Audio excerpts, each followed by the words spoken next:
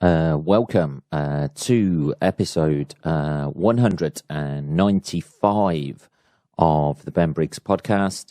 I am Ben Briggs. It is Tuesday, people. Tuesday, the 16th of March, 2020. I don't know if this is a little bit loud today. It seems it. But anyway, nonetheless, we shall crack on. I hope you're all doing all right out there, and things are going well. We're fucking like halfway through March already, people. The year just seems to be fucking going quick already. Not as quick as last year, obviously, but you know, we're getting there. We're getting there. I haven't done a load, even over the weekend and stuff like that. I'm still in between, sort of like sorting things out with where I am moving to, and also trying to sort everything down here at Briggs Towers. So it's a little bit I'm in a limbo. That's what I'm saying, people, to you. I'm in a limbo at the minute, and we've still got everything here at Briggs Towers with regards to doing the podcast and that, but it's going to have to be fucking moved up. That's the only thing, isn't it? It's moving and shit like that. That's the only thing about it. Yeah, so I've just been, trying to wrap your head around fucking everything that you need to do to fucking move house and sell up and get everything ready, decorate everything, because I'm a fucking, I think if there's a slight, like, little bit of paint missing, then somebody's going to be put up the whole fucking flat. Because I'm fucking mental, people. So we're trying to get all that sorted out at the minute. Let's have a little bit of coffee. Hang on, we're on the coffee today, people. I need waking up. It's one of those days where I just need fucking waking up. Let's have a little bit more. Hang on. Can you not do that before you start the podcast, Ben? No, for some reason I don't seem to be able to. There's a few bits been going on in the news this week. Oh, men out there, you fucking bastards. Men are taking a little bit of a slating this week due to somebody murdering a girl. This was the story, like, if you're unaware of it, of the Sarah Everard murder. Which looks like it's been highlighted. It's basically highlighted because she's a pretty white girl, and it's it seems like it's been done by a all fingers are pointing towards a fucking serving police officer in the Met Police. So which sort of like adds an extra layer to it, doesn't it? It's not just any common or garden murder, people. It kind of adds an extra layer to it, because obviously the police are meant to be there to protect and serve, baby, isn't it? And if anything, he has failed drastically at that job. I think even, I think they're going to have to let him go. That's what I'm saying. But it's a fucking brutal way of looking at it, isn't it? Dear. Not only have you murdered somebody, but you have failed at your primary role as a police officer to protect and serve people. So we're going to have to let you go as well now. But yeah, this is the thing, which has thrown up. This has thrown up an awful lot of shit with regards to people. You always seem to find this, obviously, all fucking lightheartedness aside and that sort of thing, it is a fucking horrendous thing that's happened. I think they, found a body in woods, like a decaying body or something in woods and shit like that.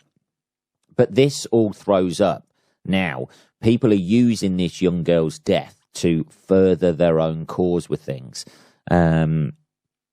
One of the things that's popped up with regards to this is there's a vigil that's apparently meant to be happening in Clapham, and with regards to this. But obviously because the pandemic's on and shit like that, it's all very it's an unlawful act. So it's going through the High Court at the moment, whether these people can have a vigil for this young girl who was murdered.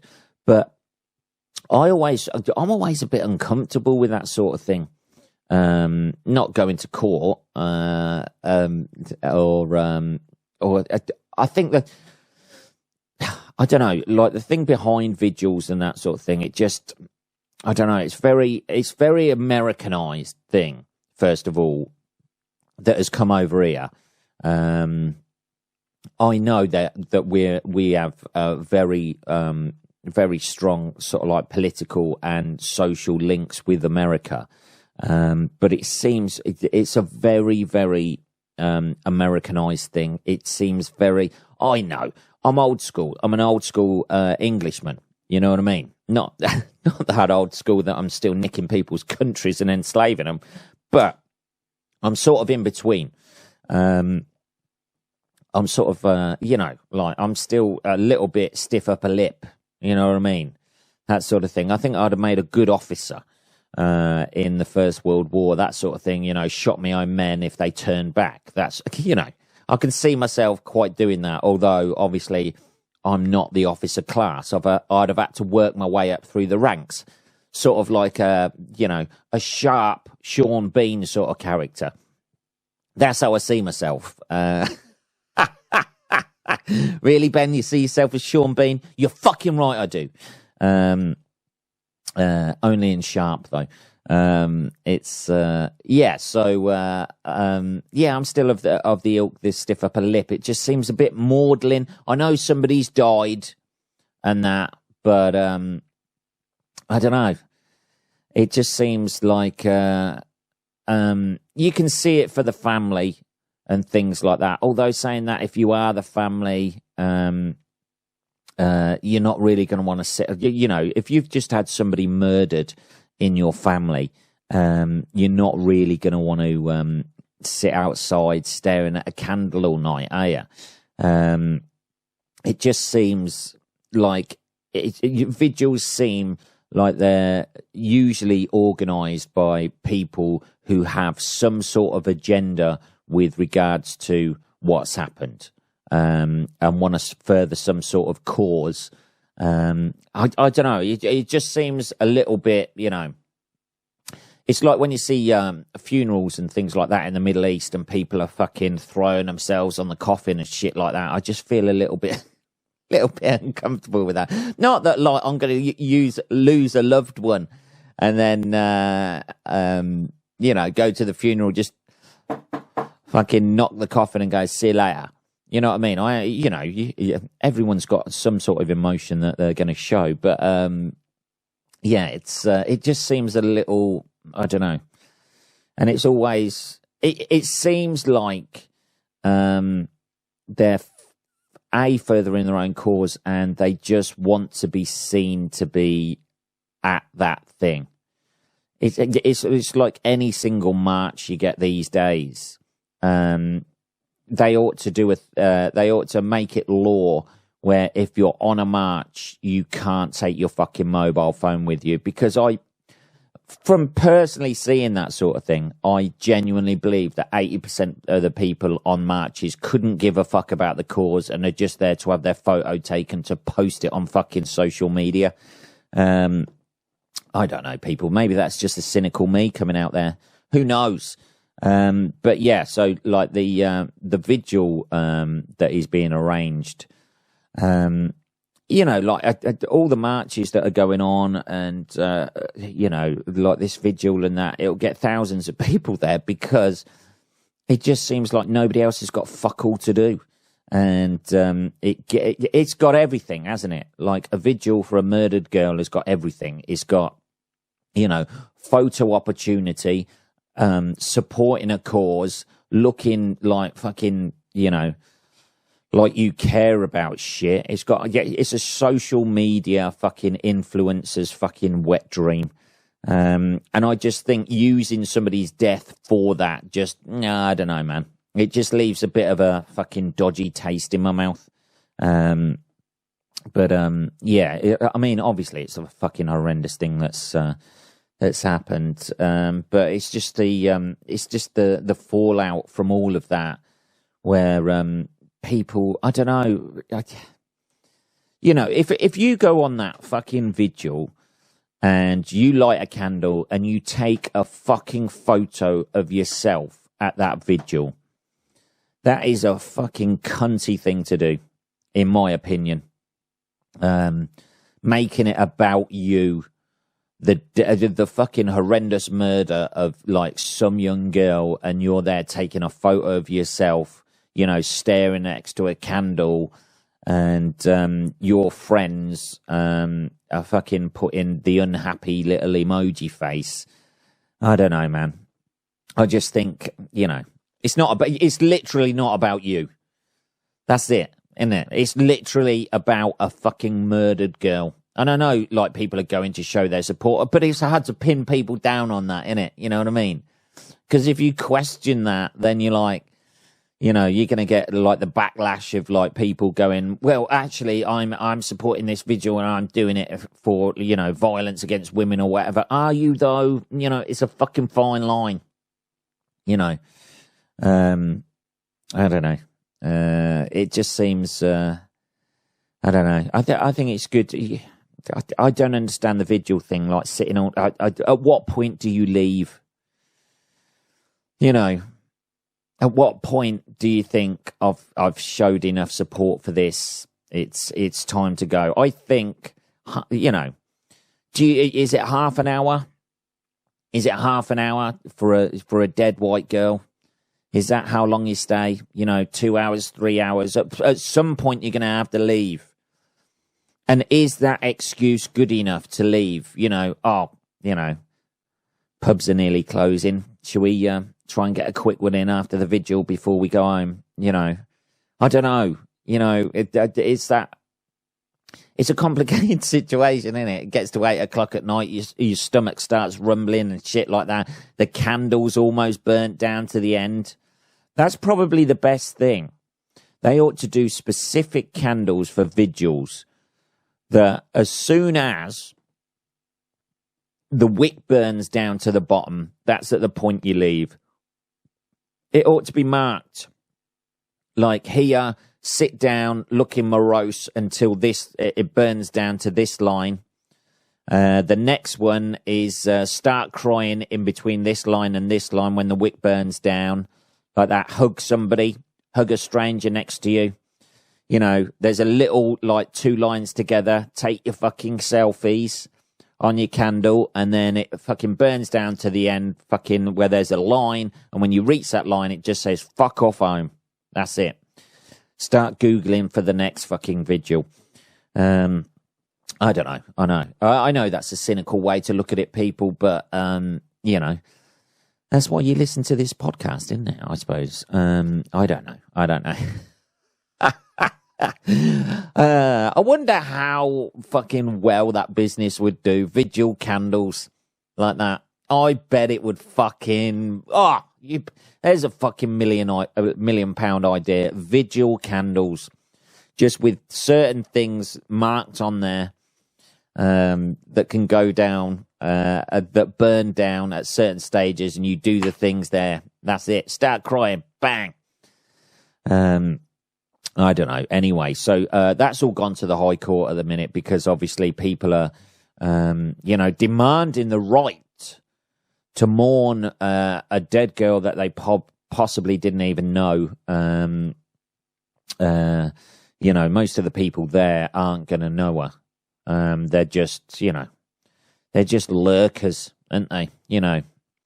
They're melancholy fucking lurkers hanging around. If you're friends with them, if you're family with them, if you're super close with them, the last thing you want to do is sit outdoors, stare at a candle with a picture of them there, in public, surrounded by people who fucking didn't even know her. I don't know. I wouldn't like that anyway. Just fucking, just burn me, scatter me ashes somewhere. I'm done. Anyway, what are we on? 14 minutes already. The other thing that this has led to, by the way, is this is clickbait if ever I saw it. Sorry, I'm getting a bit close to the mic there. This is clickbait if ever I saw it. This is what happens these days, people. People use something. I've seen this posted a lot on Facebook, on Twitter, and everything. And people post sort of like a headline that they know is going to fucking annoy people. This is the equivalent of what young boys do in the playground when they're pulling a girl's fucking hair because they want the fucking attention. Somebody will post the a sort of a headline that they know is going to cause a reaction, and they just see the comments. You know, they want the likes. That's what it's all about these days, baby. All the likes, all the shares, all the subscriptions. That's what it's all about, isn't it? We live in the age of subscriptions these days. Subscribe to my channel, subscribe to this for like $3.99 a month. Support me on this. But this is what it's all about. All men, this is the headline, all men should abide by a 6 p.m. curfew to make women feel safer. That's what we've got to do now. That's what we're going to do. And this is, you know, produced in all the newspapers because they're like, oh, fucking hell, yeah, this is going to cause a ruckus. We're going to get people visiting our page and we can get that. We can get that fucking advertising money for it. So basically, all of these places that are posting this, they're using the Sarah Everard murder to gain money through advertising. That's basically it. That's the fucking bottom line right there. Just using this. They'll put up a shocking headline. Should all men have a 6 p.m. curfew? They'll fucking look at all that, and then they'll tally up at the end of the month. Oh, look at that. That article got like 100,000 fucking views, and we got this amount of advertising out of a dead girl. Yeah, so this is somebody... all men should have a 6 p.m. curfew to make women feel safer on the streets after the Sarah Everard murder, says Green Party peer. Now, this is like some a Green Party Baroness Jones, who sits in the House of Lords, said in a debate on domestic violence that it could help cut down cases of discrimination too. She's no, this is like as if all men, you know, like the newspapers project it as law, don't they? Somebody's like suggested this apparently. When you go down into the article, it comes after human remains were found last night in the case of Sarah Everett, who went missing after leaving friend's house in Clapham last week. Speaking in the House of Lords last night, Baroness Jones said, in the week that Sarah Everett was abducted and we suppose killed, because remains have been found in Woodland in Kent, I argue that at the next opportunity for any bill that is appropriate, I might put in an amendment to create a curfew, put in an amendment to create a curfew for men on the streets after 6 p.m. Never going to happen. Never going to work. There would be fucking uproar about that. Also, for attacks on women, you're going to get like fucking, you know, I'm not saying there's not men out there who are fucking psychopaths and fucking attacking women left, right and centre, but you don't need that happening just before tea time, do you? Fucking hell. I don't know, man. It's just like it's this whole fucking. All this is fucking clickbait. All this is you know, is pie in the sky shit. This shit's never gonna happen, and but all the newspapers and social media fucking publish it because they know men are gonna go fucking mental about it. Apart, you know, most men are gonna go mental about it. Most women will probably go mental about it as well. You'll get the odd few men and women of that ilk. You know the type. We all fucking know the type. You know, the white knighting men who seem to, anything like this, they seem to take it upon themselves with women's issues. Basically, to say, hey, I'm not one of these guys. I am not one of these guys. These are the guys. So they'll go over the top supporting this. I think it ought to be 5:30. I think men ought to have a small window in the day between 1 p.m. and 2 p.m. and be watched at all fucking times and carry around. Men should be forced to wear a body cam. Just in case, they feel the need to take their cock out and men can't be trusted. But I'm a great guy. Hey, ladies, I'm a great guy. They're the type who are going to fucking support this shit. And, and ultimately, as I said, it just gets shared all over social media. Everybody fucking watches the adverts because you can't watch the adverts anymore. And, people are out of a horrendous thing that's happened to a young girl. People are earning money off the back of it through advertising. I don't think, I know newspaper, that's the way of the world, and that's the way, newspapers survive these days because, like the print industry is dwindling due to the internet. But I'm not really sure that, that's a comfortable thing, having adverts on a page about a murdered girl so they can get revenue from that. For having a headline that's quite incendiary. I don't know. There's something uncomfortable about that. Anyway, this Baroness woman who looks, she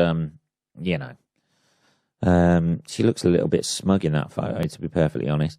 I mean, obviously, something's got to be done, but you're always going to get a random fucking lunatic, who's going to go out and murder people. And, a guy is going to, possibly, if a guy is fucking mental and he's more than likely going to murder a fucking woman than a man because, 9 times out of 10, like a woman is a lot, more of a, easy, for want of a better word, easier prey than a guy. Aren't they? Physically weaker. I know there's women. Hey, there's probably, you're probably listening to this, ladies. But you got to admit at some point you're physically weaker than men. I know there's fucking boxers. I know there's UFC fighters, but on a everyday fucking basis, if you're not trained in martial arts or boxing or anything like that, you're gonna get fucking battered by a guy. That's just the way it is, isn't it? You see that in the animal kingdom, don't you? With hey man, lions is all run by women. Yeah, but when the fucking male lion wants to eat, he just goes over to the fucking gazelle and slaps a woman out of the way, doesn't he? Not that we approve of that sort of lion behaviour here at the Ben Briggs podcast. But it's, it also, as well, which is another thing, having this, even the idea of a 6 p.m. curfew. She might, has she not got better things to, we can all live in that fantasy land, can't we? Has she not got, this fucking baroness, living in this fucking fantasy land of, where everything, men need to be fucking caged up by like Hannibal Lecter. That's never going to happen. She might as well have just gone on there and said, I think we ought to all breastfeed fucking pigs, for want of a better thing. Also, this paints women as fucking, although I said, like women, I think it's, there's evidence to back that up, that women are, usually physically weaker than men. This also paints women as a fucking victim all the time. Women are not always, I know when it goes horribly wrong like this, but like, there's strong, confident fucking women out there. They're not all cowering in the streets and shit like that. That's something that needs to be promoted more, doesn't it? It's articles like this that give the impression that women are just, shy, cowering, cowering down to men and that sort of thing. It's almost treating them like something out of a fucking, Bronte novel, where women just sit around all day waiting to be fucking attacked, with nothing better to do than a bit of stitching and stuff like that. Yes, fucking there's bastard men out there who do this sort of thing, but, there is strong, confident, talented fucking women out there. And this just seems to make them seem like they're fucking victims. And that, if anything, that's just going to perpetuate that fucking worldview of women being fucking easy prey for men. If you get like the worldview that women are strong, confident, we all have our off days and we're all like, but the articles like this, like saying men have to have a 6 p.m. curfew, just perpetuate the fact that, like, the opinion that women are this fucking sort of like weak creature, can't stand up for themselves and walking around everywhere, fucking, running from from lamppost to lamppost, constantly being hunted all the time and won't do anything about it. I don't know. It just seems. I don't know. It just seems like women aren't that. Women aren't that weak. There's confident women out there. You know what I mean? They're not. Women are not a victim. So obviously some women are and that sort of thing, but there's you're never going to account for mental people out there. You look at the stuff that happened in London. Who'd have ever thought that fucking somebody would hire a van and mount a pavement and take out like a fucking row of pedestrians, like they're going down the rumble strip of a fucking motorway? You're never going to account for that sort of thing, and this sort of shit just it just creates an atmosphere of fear for women out there. And, plus the fact, there's guys out there who are going to, support you and that sort of thing. It just makes a fucking weird atmosphere. Now, I remember fucking, walking to gigs and shit like that. And you got all this shit in your head about like, oh God, what's this woman? Like you're walking the same way and a woman's walking in front of you and shit like that. I can't, if you're walking around London, you're going to end up doing a fucking 5-mile divert to going where you want to go, just so you're not on the fucking same road as a fucking woman who's walking on her own and stuff, shit like that. You can't go up to her and ask her, can you? Excuse me, where are you going? Because I need to get to this destination. What route are you taking so I don't make you feel fucking uncomfortable? Plus the fact I have these references to show that I have not attacked anybody. I don't know, man. The next minute we're all going to be walking around with a fucking, a red, amber or green fucking badge on us, and we like one of those things at work. I have not attacked anybody in 180 days. 180 days since the last attack. A fucking accident at work things. Jesus. Anyway, yeah, it's all clickbait bollocks anyway, isn't it? What are we on, people? We've gone off a bit. We're on 29 minutes, people. That's it. I had fucking other things to talk about here, people, but I have been slightly carried away by all of this. Yeah, so sorry about the little cough there. Yeah, 29 minutes and 20 seconds. That's got to be it, hasn't it? Have we got it all out in this episode, Ben? Have we got everything out? All that angst, all that? I don't know. I don't know, people. Anyway, that was episode 195 of the Ben Briggs podcast. If you want to contact me at all, it's just podcast@benbriggs.co.uk. I will be back. People, on Saturday, motherfuckers, where I'll have hopefully a few lighter subjects to talk about. But you never know. Who knows what the fuck is going to go on? I'll be back on Saturday, motherfuckers. Have a good rest of your working week. You've only got 3 days left after today, baby. And I'll speak to you then. Take care.